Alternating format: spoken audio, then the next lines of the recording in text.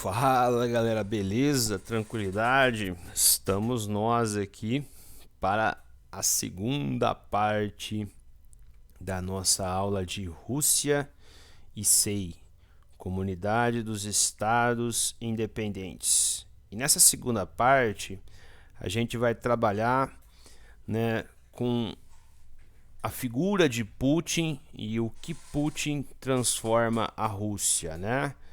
Então, Putin chega com a missão de reverter toda uma política liberal do Yeltsin e de recuperar a imagem, da Rússia, ou melhor, inserir a Rússia novamente como um grande ator político, econômico e militar no mundo. E aí esse cartoon ele mostra pra gente que a democracia russa ela vai literalmente perder com a chegada de Putin. Então Putin, professor, mas existem eleições e o Putin ganha sempre. Putin, existe um livro muito interessante que eu li no começo desse ano chamado Como as Democracias Morrem. Levitsky, mais um outro autor lá que eu não me recordo o nome. E esses dois autores, eles inserem a Rússia junto com Venezuela, junto com Turquia, com Hungria, estados de direito que se tornaram estados autoritários. Existem eleições? Existe. Mas esses caras, eles não estão dando golpes militares à moda antiga, com quarteladas, etc e tal. Não. Eles estão simplesmente, articulando dentro do cenário político nacional, ganhando força e, por meio de mudanças na Constituição, eles estão tirando o equilíbrio entre os poderes. Então, esses caras como Putin, eles estão concentrando poder, concentrando atribuições constitucionais. Então, ele meio que consegue ter uma domesticação do legislativo e uma domesticação do judiciário. Tá certo? Então, notícia da semana passada: Putin pode ficar no poder, se ele estiver vivo, até 2036. Então, olha só, nós estamos em 2020. Então, Putin, maquina dentro da Rússia, caça a oposição. Já não existe mais oposição na Rússia. Ou ela foi presa, ou ela foi morta, ou ela foi literalmente sumida do mapa. Há um controle da maior parte dos meios de comunicação, então principalmente com emissoras estatais. Então o Putin, voltando para nossa aula aí, ele vai reverter essa política econômica liberal, ele vai novamente inserir o Estado como um protagonista da economia, certo? Quem era Putin? Foi um espião da KGB, a polícia política secreta da KGB, da União Soviética. Então ele vai saber, ele vai ter noção de toda a inteligência que era utilizada antes para conseguir certas informações. Então, desde os anos 2000, não sei dizer a vocês ao certo qual o ano mais preciso, Putin ele alterna cargos de presidente e de premier, mas sempre ele foi o homem forte. Ele já é, como eu disse a vocês, ele é um autocrata. Ele é um presidente eleito, só que por conta dos seus poderes, por conta das transformações que ele operou no Estado russo, ele é considerado um autocrata, uma figura quase qual de um ditador, Então, no plano interno, Putin domesticou os outros poderes, tem caçado toda forma de oposição. Imprensa, partidos, movimentos sociais. Então, para vocês terem uma ideia, Putin representa a família conservadora, tradicional, nacionalista da Rússia, que é cristã ortodoxa, certo? Que é homofóbica, é misógina, certo? Então, o movimento LGBT, né, ele vem sendo caçado em todas as unidades territoriais da Rússia, tá certo? Para vocês verem como que o Estado russo tem se tornado autoritário, uma das primeiras passeatas LGBTs, acho que aconteceu, a primeira delas, ou uma das primeiras, aconteceu em Moscou. O Estado russo não permite mais passeatas dessa natureza, ok? Né? Não permite que pessoas do mesmo sexo se casem. Então, é um reflexo desse conservadorismo ou desse reacionarismo. Logo então, a Rússia, sob a condução do Putin, né, nós vamos já sair de um cenário interno para um cenário externo. Ele nutre esse desejo de restabelecer a potência de outrora, né?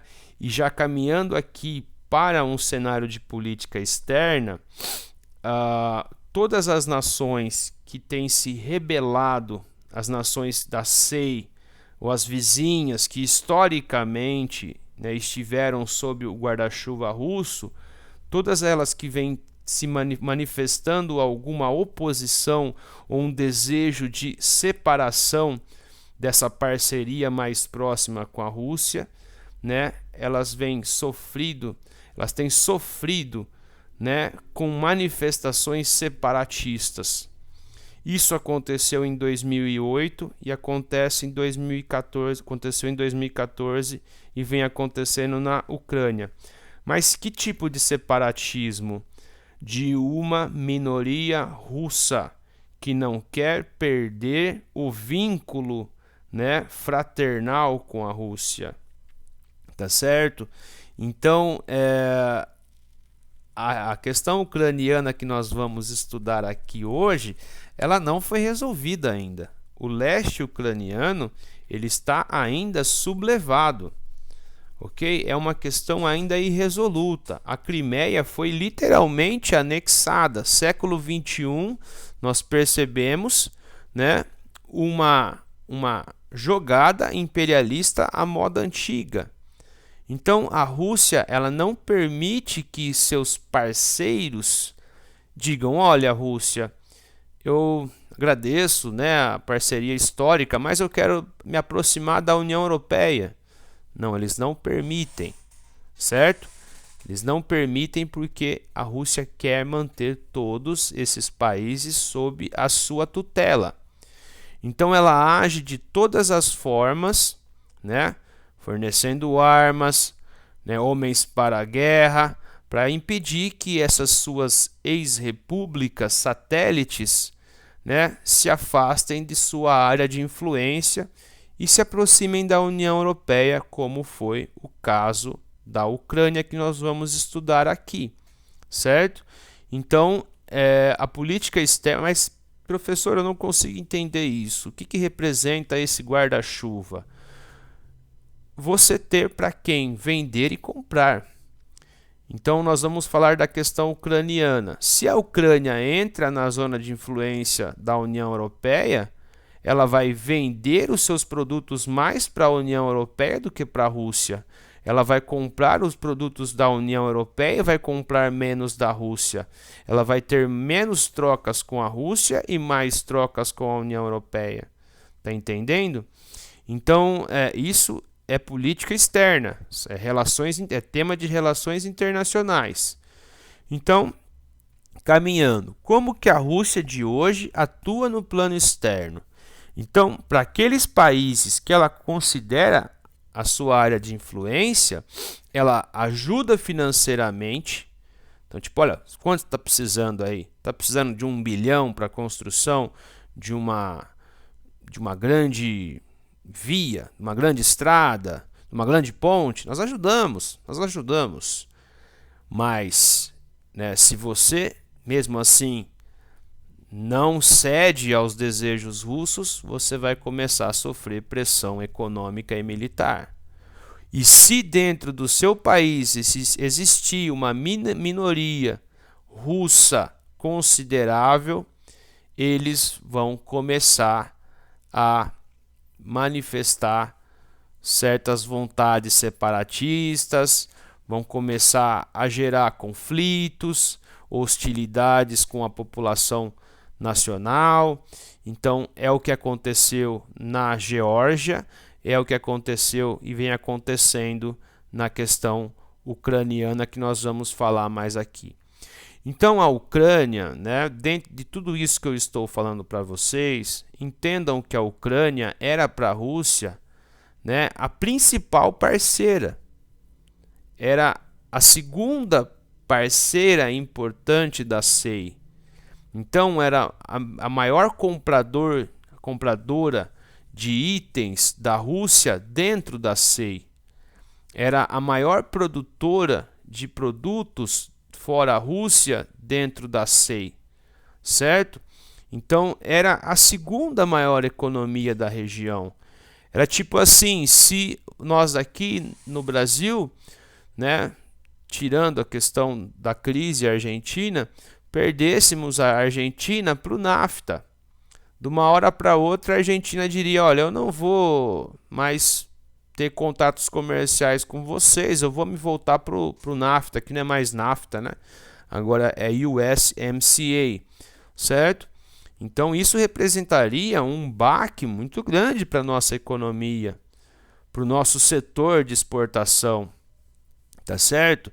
E é o que aconteceu quando a Ucrânia começa a manifestar no ano de 2013, principalmente na sua região ocidental, uma vontade de, né, separação, uma vontade de afastamento da Rússia e uma aproximação maior com a União Europeia e uma vontade de integração, de entrada na União Europeia, certo? E a área leste do país é uma área de mais, né, minorias russas, de mais russos, e é uma das áreas mais industrializadas do país, que também é uma área que tem uma afinidade econômica muito forte com a Rússia, certo? Então nós veremos isso a seguir. Então, logo, né, para a Rússia, perder a Ucrânia significa, insisto, né, perder o principal parceiro econômico, o principal fornecedor de produtos, o principal mercado consumidor. E, como nós veremos na próxima imagem, muitos dutos de gás e óleo que saem da Rússia passam para a Ucrânia antes de chegar na Europa Central Ocidental. Então veja isso, ó. A Ucrânia é um país de transição. Então os dutos que saem da Rússia, eles passam pela Ucrânia para poder chegar na Polônia, na Eslováquia, na Hungria, na Romênia, na Moldávia, né? Aqui para chegar ao Mar Negro, importante. A Rússia tinha na Crimeia uma importante base naval. A Rússia não tem portos quentes, certo? Então, o porto da Crimeia de Sebastopol é o único porto quente que a Rússia tem. E perder a Ucrânia, né, significa também talvez perder, né? Acha que a União Europeia vai aceitar que um dos seus países tenha uma base naval russa? Jamais, certo? Então veja como que as coisas se articulam, certo? Como que a Ucrânia ela representa um país, né? É uma ponte entre a Rússia, entre o leste, né, europeu, a Rússia, e a Europa central e ocidental. Tudo começou, né, uma polarização maior dentro da Ucrânia, né, no ano de 2010. E essa eleição, com as eleições nacionais. E as eleições nacionais, a partir do seu resultado, dá para a gente perceber a polarização e a divisão da Ucrânia. Por quê? No lado ocidental da Ucrânia, a candidata com mais votos foi Yulia Tymoshenko. Yulia Tymoshenko é uma ucraniana de etnia pura. É uma ucraniana, certo? Enquanto que Viktor Yanukovych é um ucraniano russo. É um ucraniano, só que com vínculo étnico russo. Então percebam que na região da Ucrânia, com ucranianos mais puros, eles votaram numa ucraniana pura.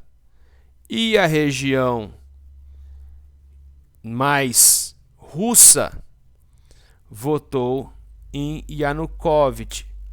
Por poucos votos, Yanukovych venceu, certo? Yanukovych, percebam que aqui a votação da Yulia ela foi um pouco menor do que aqui. Então ele venceu.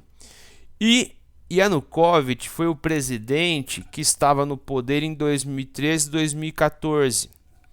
Então a população da Ucrânia, principalmente de Kiev e a população ocidental, tem uma demanda muito forte dos últimos anos: afastar a Ucrânia da área de influência russa e entrar na União Europeia. Então, Yanukovych prometeu nas eleições que ele ia, né, elaborar uma carta de intenções para que a Ucrânia fosse, né, integrada na União Europeia. Porém, como eu disse, Yanukovych ele é russo de origem, certo? Sofreu pressões de Putin para que deixasse de lado essa intenção de entrar na União Europeia. E ele cede. Em 2013, 2014, no fim de 2013, começo de 2014, a população de Kiev, das principais cidades do ocidente da Ucrânia, saem às ruas pedindo a saída de Yanukovych. A repressão foi muito forte. Vocês podem ver isso num documentário que tem na Netflix, né? Procurem lá, joguem Ucrânia lá que vocês vão ver, quem tiver interesse. Sendo assim, né, foram 2 meses de muitas tensões, de muito confronto, de enfrentamento e, né, que termina com a saída de Yanukovych do poder e a entrada de uma pessoa oriunda do parlamento ucraniano, um ucraniano puro, que, né, dá continuidade a essa intenção da Ucrânia sair dessa área de influência da Rússia. Sendo assim, o que acontece? Qual foi a consequência? O leste ucraniano se levantou com apoio da Rússia. E foi aí que, em janeiro de 2014, a população da Crimeia, que é de 90% de origem russa, ela, né, lança um plebiscito, né, um referendo, melhor dizendo, para a separação da Ucrânia e a entrada como mais um estado da Rússia. Então aqui está Sevastopol, que seria a base, né? Nessa região existem muitas bases aéreas navais da Rússia, certo? Então, a partir de então começa a guerra civil ucraniana, que até hoje ela não foi resolvida. Ela está justamente, né, numa espécie de congelador. Então esse é um cartoon feito pelo Ocidente. Vejam, né, um referendo que vai ter um soldado russo. E aí sim, Crimeia é russa, não, Crimeia não é ucraniana. Então mostra que foi um referendo que não teve transparência, que não teve legitimidade, que, né, sofreu uma coerção muito forte da Rússia, mas a própria população da Crimeia, né, ela tem essa vontade de ser parte da Rússia. Mas isso é uma violação, né, da soberania ucraniana. Ok? Isso é inaceitável dentro do direito internacional. Então, tanto que por anexar a Crimeia, o Ocidente lançou sanções à Rússia. Estados Unidos, União Europeia, Grã-Bretanha, a Rússia está embargada. Ok? Então, desde então até hoje, isso ainda está, né, 23 de julho de 2020, isso ainda não foi resolvido, né? O embargo continua, as tensões Ocidente-Rússia continuam por conta da questão ucraniana. Aqui é uma opinião, né, do Latuf, do Carlos Latuf. Então mostra, né, 3 grandes atores internacionais brigando pela Ucrânia: Estados Unidos, União Europeia e o urso russo. Essa imagem é muito interessante, né? Que ela mostra para gente, né, literalmente a Ucrânia como um ponto de transição entre a União Europeia e a Rússia. Em 2019, né, aqui no Mar de Azov, alguns barcos ucranianos foram presos pela Rússia, certo? Então, esse mar é disputado tanto pelos ucranianos pelos russos, só que as forças armadas da Ucrânia, elas não representam 1/10 parte das forças armadas da Rússia. Não tem nem comparação. A Ucrânia, ela quando da fragmentação soviética, houve uma troca. A Ucrânia cedeu armas nucleares para a Rússia, né, como uma contrapartida de que a Rússia jamais interviria no seu território. E isso foi mais uma quebra de contrato entre Rússia e Ucrânia, principalmente a Crimeia. Então aceitou-se que a Rússia tivesse suas bases, mas que a integridade territorial da Ucrânia seria respeitada pela Rússia.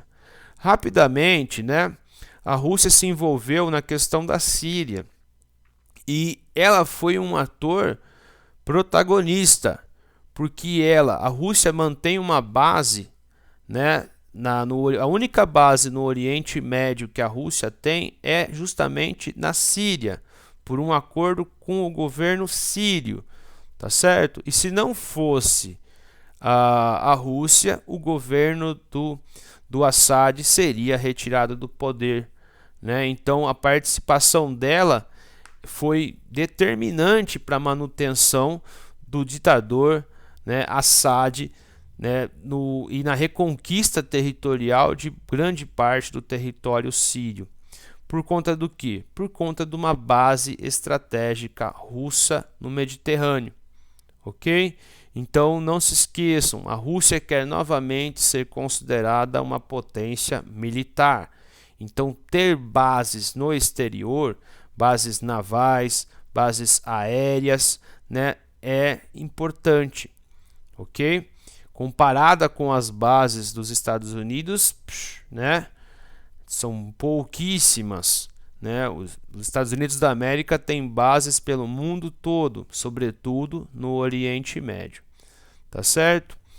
Caminhando rapidamente então para a conclusão, né? Então até hoje, pela questão ucraniana, a Rússia está sob a mira da OTAN. A OTAN, que foi criada para conter a União Soviética, uma vez mais olha para a Rússia com desconfiança, certo? Tanto que a Ucrânia tenta se aproximar da OTAN para que a OTAN meio que, né, mantenha a integridade do seu território. Mas tudo é um jogo muito delicado, né? Um jogo de xadrez muito delicado. Então a Rússia não admite que a OTAN se estenda para sua fronteira. Ela entende que é uma afronta ao seu país, tá certo?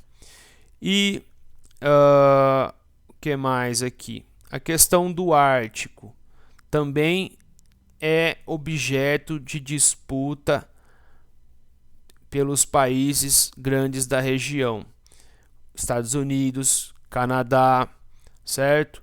Então o Ártico, que cada dia que passa está mais descongelado, é uma grande área de riqueza energética e mineral. Então muitos países têm, né, disputado o Ártico, e a Rússia é um dos países que mais tem, né, prospectado petróleo e gás do Ártico. E isso, como nós falamos sempre, implica impacto ambiental bastante considerável. Então veja, né? Aqui o Polo Norte, a Rússia, os Estados Unidos, a Groenlândia. Então seria as áreas que são disputadas por todos esses países aqui. Veja a perda de gelo do Oceano Ártico, principalmente pela atividade exploradora de combustíveis fósseis, o aquecimento global. Então nós temos uma área gigantesca de perda de gelo. Ok? Então, fechando nossa aula, o último ponto antes da conclusão, né, encerrando definitivamente aí a questão ucraniana. Então, nós temos na Rússia diversas formas, né, diversas manifestações de separatismo, principalmente por uma questão, né, religiosa e linguística. Então, identidades que são conflitantes. Então, estados russos como a Chechênia e o Daguestão, eles são muçulmanos. Eles têm uma certa incompatibilidade de mundo, né? Então, principalmente na passagem do século XX para o XXI, né, a tensão foi maior. Ao que parece, hoje em dia, Putin conseguiu, por meio de muito investimento, tanto na Chechênia como no Daguestão, diminuir um pouco esse ímpeto separatista. Muito interessante citar que aqueles que continuavam, né, insatisfeitos com a presença russa até saíram para incorporar, né, muçulmanos mais radicais que saíram para incorporar o movimento do Estado Islâmico. Então muitos dos terroristas do Estado Islâmico eram chechenos, né, são chechenos ou do Daguestão, certo? Então, ultimamente há uma sintonia entre o governo de Putin e o governo da Chechênia. Então, a grande lição que isso nos traz é: enquanto o Kremlin apoia os separatismos como o da Ucrânia e da Geórgia, ele reprime brutalmente, né, manifestações separatistas dentro da Rússia, certo? E reprime de forma dura, né, impiedosa. Então aqui um exemplo de um terrorista islâmico, um atentado em Moscou nos anos 90. Aqui áreas, né, que tentam se separar. Aqui no caso da Abkhazia e da Ossétia do Norte eram estados georgianos. Não, perdão, a Ossétia do Sul e a Abkhazia, estados georgianos que tentam ser incorporados também à Rússia, né? Ok? Então, finalmente, né, depois de muito assunto aqui, temos uma situação em que o Ocidente se volta uma vez mais contra a Rússia, principalmente por ela violar tratados internacionais por conta da questão ucraniana, né? Então, a OTAN, que foi uma criação da Guerra Fria, mira novamente, né, sempre, né, a Rússia. E eu acho que a grande lição que vocês podem tomar no caderninho, de alguns textos que eu li, né, que por mais que você tenha certas mudanças, como do Império Russo para a União Soviética, para a República Russa de agora, por mais que mudanças aconteceram nas formas de regime político, existe um DNA autoritário dentro da Rússia, certo? O autoritarismo ele esteve sempre presente na Rússia e ele está presente na Rússia. Então, a Rússia só vai ser uma democracia plena quando existir uma educação para a democracia. Então, a Rússia atualmente ela está mais para uma ditadura do que para uma democracia, né? Então, é uma pena porque é um grande estado, um estado bastante importante que se encontra dentro daquele eixo dos estados que tem se tornado autoritário. Beleza? Peço perdão por me estender bastante, né? As duas aulas aí, quase 1 hora, mas vejo que é importante trabalhar bem esses pontos. E quaisquer dúvidas, favor, comentem no espaço aí das perguntas, dos comentários, ou mande questões para mim. Valeu, abração, até mais.